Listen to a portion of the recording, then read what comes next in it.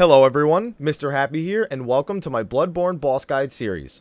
In this episode, we'll go over some strategies for beating Father Gascoigne, or Father G as I like to call him. So Father G is the first mandatory boss of the game, and as such, this guide will be focusing on doing it with stats comparable to a new character. There are much easier strats with later weapons, especially Ludwig's Holy Blade, which can infinitely stagger him in its greatsword form. He is a hunter, just like the protagonist, and wields an axe and a blunderbuss. There are a few strategies for this boss that you can make use of. So I saw this first one while watching Elijah's Twitch channel while he was speedrunning it, so I figured I should just make mention of it here. At the start of the fight, run up the stairwell to the right. Stop about halfway up the stairs and wait for Father Gascoigne to come after you. When he's about to perform an attack other than shoot you, quickly parry him with your firearm so he ends up on his knees. Now position your character so that you are facing the outside end of the fence on the stairwell. Hit him with a visceral attack, and it will actually throw the boss out of the game's boundaries. After about 30 seconds, he will hit the ground under the game world and die. It's super cheesy, but it's fun to do at least once just to see it.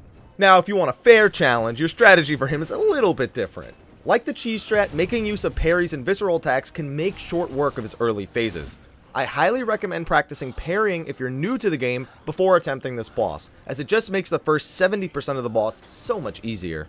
Molotovs can work well on him like they did on the Cleric Beast, though he is much more agile in his earlier phases, so the timing needs to be solid. For the first 33%, Gascoigne will use his one-handed axe and the blunderbuss. Just stick close to him and land as many light hits as possible between his assaults. After that, he will switch to the two-handed axe, which gives him access to a whole new moveset. He still uses the gun even though he's using a two-hander, so just employ the same methods you did with his one-hander and you should be fine. For the last 33%, Gascoigne becomes a full-fledged beast. He is still extremely fast, but dodging forward and getting behind him remains extremely effective. If you were planning on using Molotovs for the fight, this would be the time to use them, as the boss is now a much easier target due to his size. He mostly just uses wild swings here, but he can turn his body to swing at you very quickly, so always be on guard.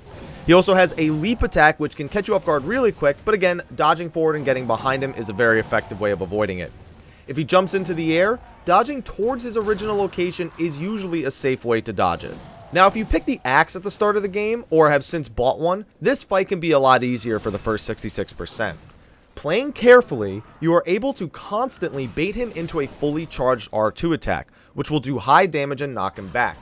It becomes less effective in the second phase, and even less effective in the final phase, but it's a nice way to push down his earlier phases without too much effort. Once he turns into a beast, go back to the one-hander and light attacks or Molotovs while dodging around him.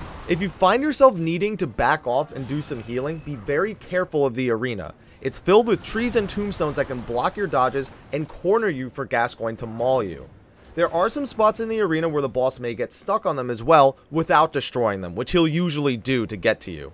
So if you happen to find him on one, just go to town on him until he unstucks himself. Thanks for watching my guide to Father Gascoigne. I'm going to include both types of kills here, the glitch one that I showed you at the start, as well as a full-fledged fight, so that way you can get an idea of both strategies. But anyway, thank you for watching. I'll see you guys in the next one. Until then, take care.